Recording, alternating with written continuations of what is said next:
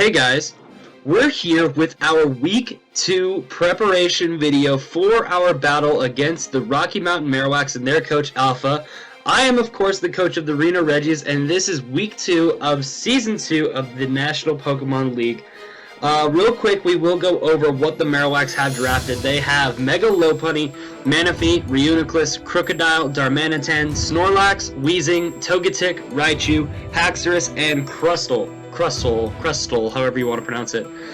My team, of course, is Mega Venusaur, Jirachi, Togekiss, Hydreigon, Tentacruel, Dugtrio, Sneasel, Rotom-Mow, Chandelure, Archeops, and Sock.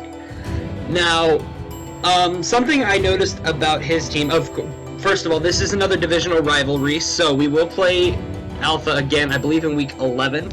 So we're going to have to come up with some new stuff for that battle because obviously these are my tricks that I came up with for this battle. But the first thing I noticed is that he doesn't have any real good way to deal with Toxic Spikes. The things that get rid of Toxic Spikes are Defog, Togetic, and a Poison type, which his Poison type is Weezing. It's off the ground. It doesn't absorb Toxic Spikes. So we decided to start off with... We decided to start off with our Tentacruel this week. So here we have a Cruel Sense holding the Black Sludge with the ability Liquid Ooze. Liquid Ooze over Clear Body or Rain Dish, just because he doesn't have any true way to set up Rain. And the only thing on his on his team that abuses Rain would be Manaphy. So I didn't think it was necessary. Clear Body just because like Intimidate Crocodile doesn't really matter. I mean, it's lowering the damage on my Rapid Spin, I guess. But Liquid Ooze, just because he could potentially be running something like Drain Punch on Mega Lopunny. And that's something I wanted to take care of. Just in case. He's probably running High Jump Kick, but just in case he wanted to run it, we have Liquid Ooze. We have the moves Surf, Rapid Spin, Toxic Spikes, and Haze. With 252 HP, 236 defense, 12 special attack, 4 special defense, and 4 speed with a bold nature. That a little bit of speed will make sure I outspeed uninvested Manaphy in case he wants to run like a bulkier set or something like that. I wanted to get as defensive as possible, and that 12 special attack, I believe, is what I need to OHKO a Crocodile that is like offensively invested, so like no HP, no special defense or anything like that. Rapid Spin, of course, is to get rid of hazards on his side. He has quite a bit that can set up hazards. He has Crocodile with Stealth Rocks, he has Weezing with Toxic Spikes, he has Crustle with Spikes and Stealth Rock.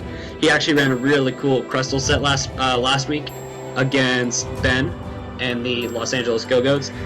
It was Sturdy with Endure and Custap Berry, and he actually managed to get all 3 layers of his Spikes and his Stealth Rocks up. So, pretty interesting set there.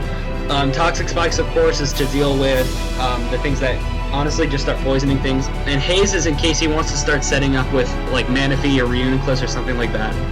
I didn't really need the poison coverage because poison will only be super effective on the Togetic.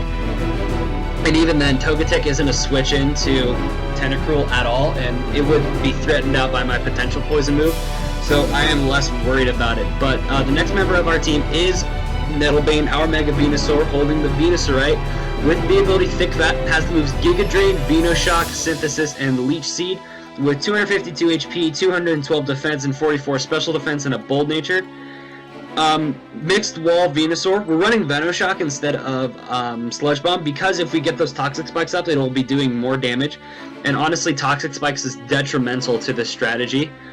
Again, I don't really need Sludge Bomb for extra coverage, so Venoshock would be doing more damage, and it'll be fun to use. Just something a little bit creative. Synthesis is for my own recovery, Leech Seed is for residual recovery, and Giga Drain is for an offensive Grass-type move. He does have the Crocodile and the Manaphy that are Week 2 Grass. I believe that's everything on his team. That is Week 2 Grass. Yes, it is. He has quite a bit to deal with, my Mega Venusaur, but this thing is just going to be a mixed wall. It's not really meant to kill things. We have the 44 in special defense. I forget what that was for. I believe it's so I'm not OHKO'd by a +3 Manaphy's Psychic, I think is what that's for. And then the rest is just as physically defensive as possible so we can deal with the Mega Lopunny better. This is my best switch into Mega Lopunny, but I actually have a different strategy for Mega Lopunny, but just in case that doesn't work, I need a defensive strategy for the Mega Lopunny. But the next thing we have is Cupcake, our Togekiss, holding the Choice Scarf with the ability Serene Grace, has the moves Air Slash, Dazzling Gleam, Tailwind, and Trick. With 52 HP, 252 special attack, and 204 speed with a timid nature. That amount of speed in cohesion with our Choice Scarf will be outspeeding Mega Lopunny, which is the fastest thing on his team at max speed, Jolly. He only has one thing that resists flying, and it's the Raichu. And honestly, Raichu doesn't really deal with my team all that well. It hits the Tentacruel and it hits the Togekiss and the Archeops, that's about it. But I have a lot that resists Electric, so I don't think he would bring it. It's easily trapped by the Dugtrio, so I don't think that he would bring it. Dazzling Gleam is just for the extra coverage. It hits things like Crocodile specifically and Haxorus. Trick is because, once again, as I said, if Raichu doesn't come, his best switch in to the Togekiss, I would assume to be probably the Snorlax.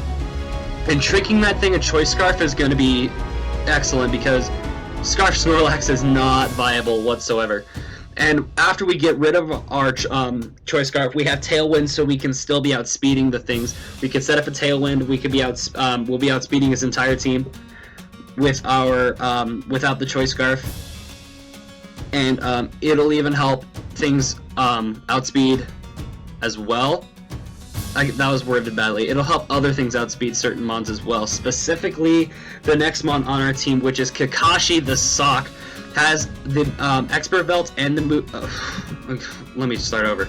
We have Kakashi, our Sock, holding the Expert Belt with the ability Inner Focus, has the moves Close Combat, Knock Off, Thunder Punch, and Taunt, with 244 HP, 252 attack, and 12 speed and an Adamant Nature.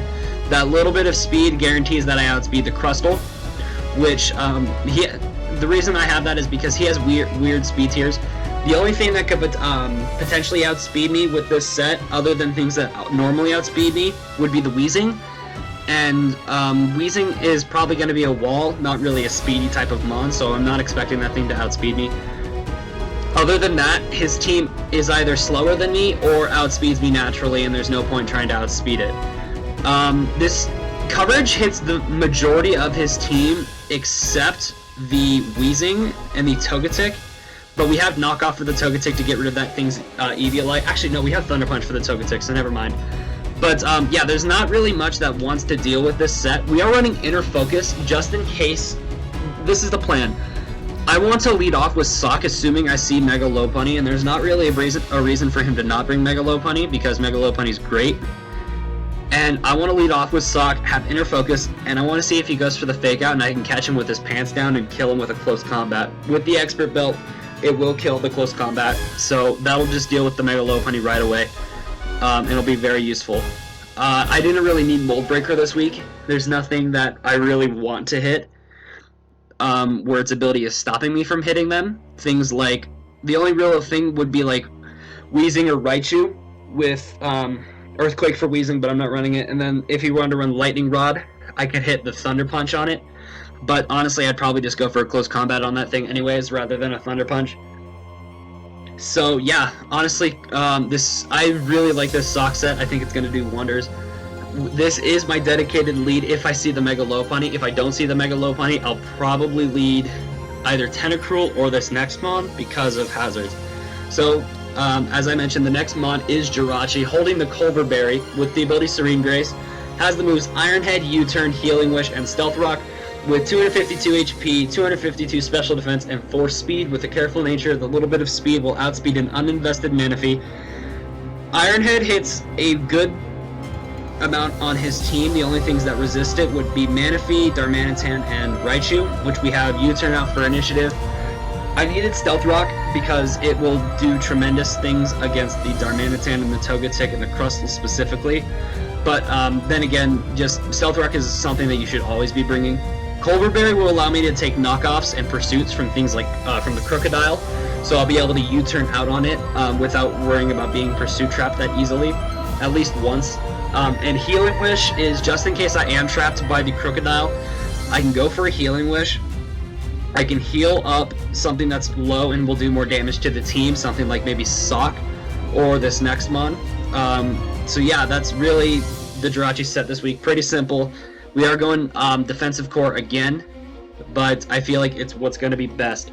The last mon we are bringing on this team is Hydreigon, holding the Choice Scarf. We are running 2 Choice Scarfers this week with the ability Levitate. Has the moves Draco Meteor, Dark Pulse, Flash Cannon, and U-Turn with 4 defense, 252 special attack, 252 speed, and a Timid Nature. I need all of that speed and the Choice Scarf to outspeed either a Choice Scarf Haxorus or a +1 from Dragon Dance Haxorus. So I can kill it off with a Draco Meteor. Dark Pulse, he only has one thing that's immune to Draco Meteor and resist Dark Pulse, and that would be the Togetic, which is why we have Flash Cannon. U-Turn is for initiative. A Scarf U-Turn will be helpful to keep momentum up. That's one thing I didn't have on my team last week against Resilient was U-Turn for initiative. I kind of had to rely on my switches. Lesson learned. So yeah, honestly, this thing is just going to start nuking things. If it gets real low, I have Healing Wish on Jirachi potentially to bring it back. And yeah, that's pretty much it. This is the team we are bringing for our Week 2 battle against the Rocky Mountain Marowaks. If you guys did enjoy this video, a like and a subscription would be much appreciated. Leave a comment whether you think we're going to win or lose. You should be seeing this video on Saturday, so I will see you guys tomorrow at the battle on Sunday. By the time you guys have seen this video, Alpha and I will have already battled. We are actually battling, I'm recording this on Thursday, we are battling Thursday night. It's currently like noon. We're planning to battle in about 8 hours or so, because I gotta work, things like that. But nonetheless, I do hope you guys did enjoy this video, and I will see you in the next one later.